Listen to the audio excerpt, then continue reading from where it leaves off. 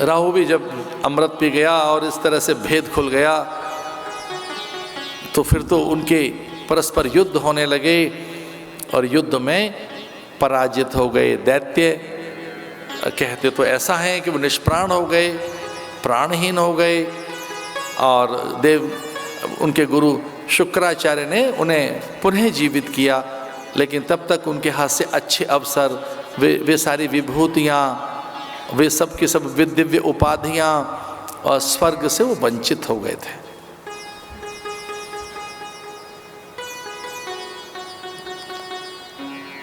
तो व्यसन हमें बहुत सी चीजों से दूर कर देता है।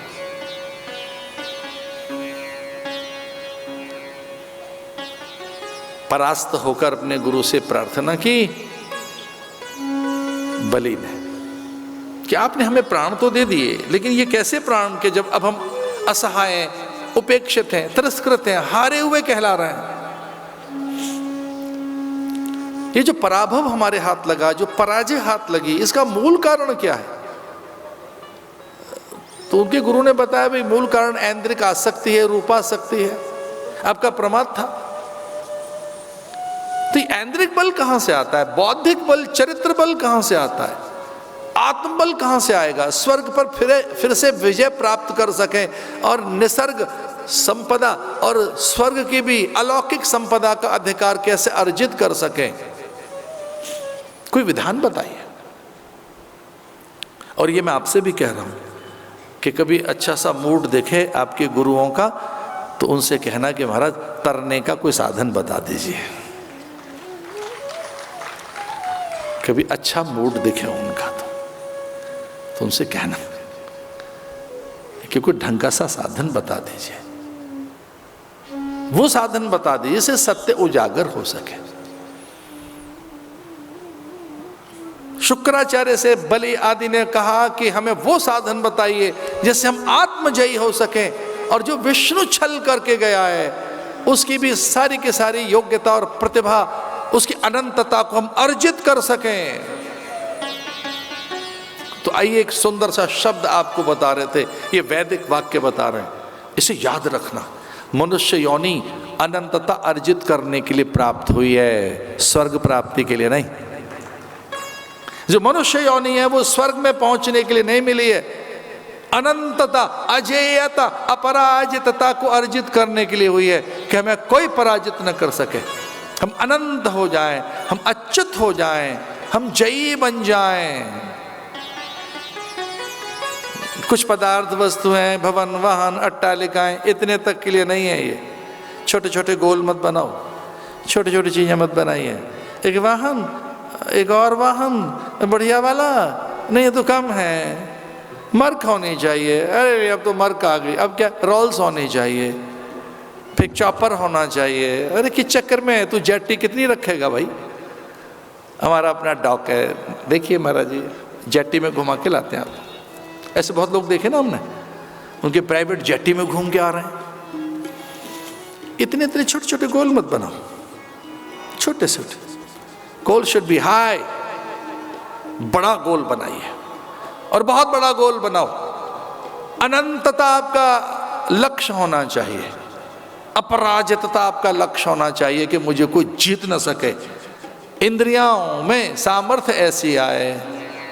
तो देवगुरु बृहस्पति के शिष्यों को हर्षित देखकर इंद्र आदि को बलि ने अपने गुरु से कहा कि हमें कोई पाठ सिखाओ, पूजा बताओ, यज्ञ आदि क्या करें?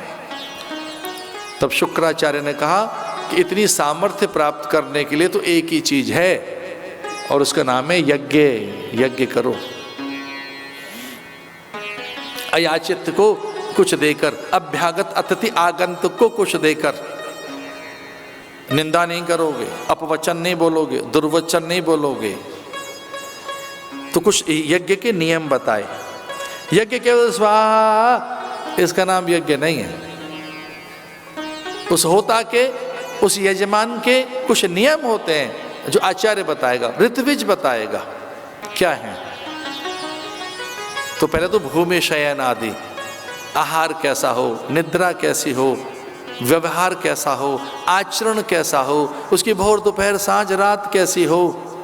तो कभी नहीं पूछेंगे आप हमसे कि स्वामी जी हमारी मॉर्निंग कैसी होनी चाहिए, हमारी इवनिंग कैसी हो, हमारी विंटर, हमारा समर, हमारी वैकेशंस कैसी होनी चाहिए, हम लिखें कब, कब पढ़ें, चिंतन कब करें, हम कब कुछ नई कलाओं को जागृत करें, कभी नहीं पूछोगे।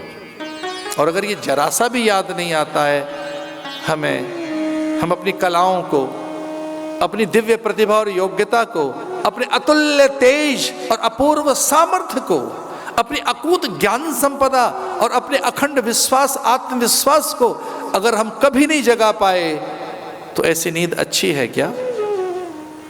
इतनी बेखबरी, इतनी बेसुध होके रहना, इतना लापरवाह होके रहना अच्छा है क्या? और ये गुरुओं से पूछा, हमें बताइए। तो फिर उन्होंने बताया कि चिंतन कैसा होगा, चरित्र कैसा होगा, आचरण कैसा होगा, विचार कैसा होगा। तुम निराभिमानी रहोगे, ध्यान रखना। जो द्वार पर आए उसे सब कुछ सौंप देना। मेहमान जो हमारा होता है वो जान से प्यारा होता है, वो प्राण से प्यारा होता है। तो अतिथि को भी कुछ भी दे देना। मयूरध्वज ने तो अपने पुत्र को आरे से चीर कर दे दिया। शिवी दधीच हरिचंद कहानी, एक एक सन कई बखानी। हरिश्चंद्र ने क्या नहीं कर दिया धर्म सिद्धि के लिए, स्वयं को डॉम के हाथों, पत्नी बच्चे को किसी के हाथ ऐसे गिरवी रख दिया, बेच दिया। जो समुचित धरती का स्वामी हरिश्चंद्र, शिवी, रघु, पुरु, प्रथु, इक्ष्वाकु वंश परंपरा के प्रतापी सम्राट। अरे दूर कहाँ जाते हो भैया, ये हमारे यहाँ का राणा प्रताप, भामाशाह, हल्दी घाटी। कुछ गौरव तो रखना चाहिए अपने पास, कुछ मूल्यवान तो रहना चाहिए हमको। बहुत सस्ते से होके न जिए, बहुत चीप लाइफ मत जीना, बहुत महंगी जियो।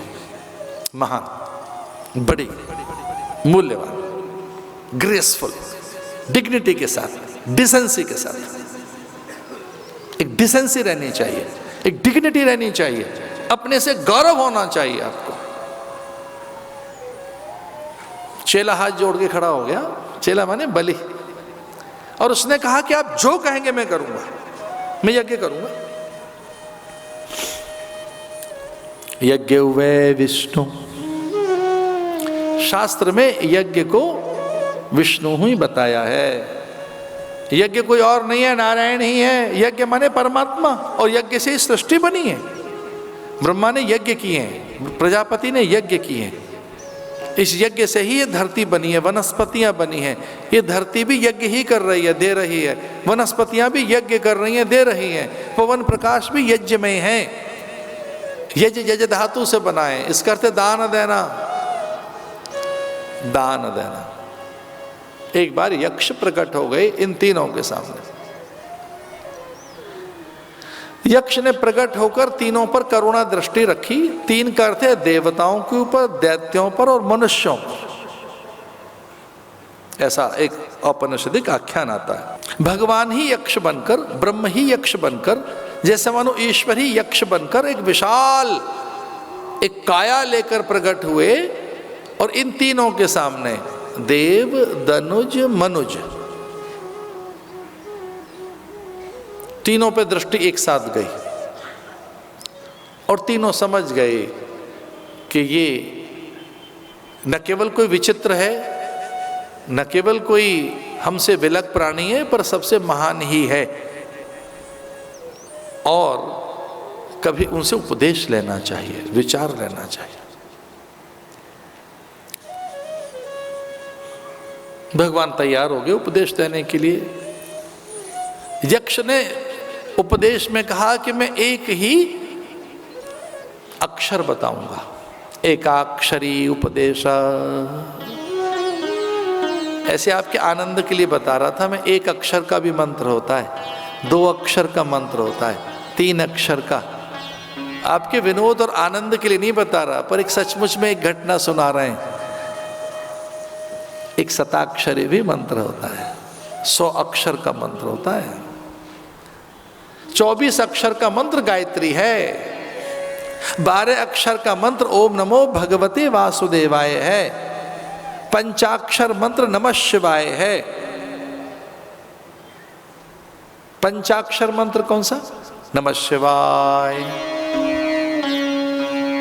और एक अद्भुत नाम है, एक ओंकार, सतनाम, कर्ता पुरुष, एक ओंकार।